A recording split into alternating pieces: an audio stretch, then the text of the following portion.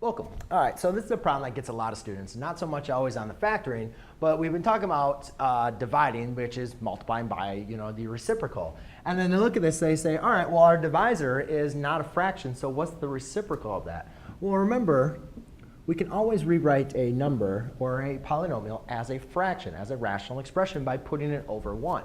So therefore, when you say, all right, what is the reciprocal of this? Remember, we're just going to flip our numerator and our denominator. But before we do that, before we even apply our operations, we're going to want to make sure that we simplify these as much as possible.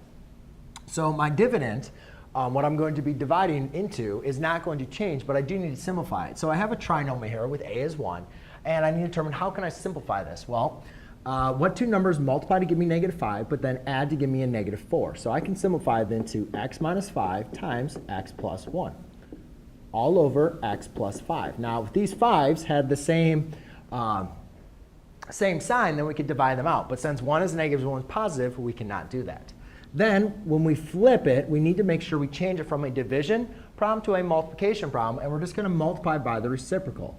Then I need to say, all right, well, what two numbers multiply to give me 5, but then add to give me 6? Well, that's going to be x plus 5 times x plus 1. Now, we could combine these all together, so it'd be a little bit easier for you to see how they simplify. But we just noticed that x minus 5, x plus 1.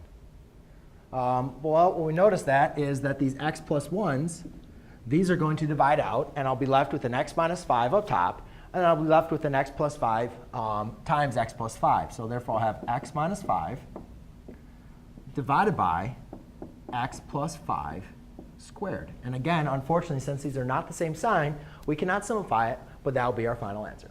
Thanks.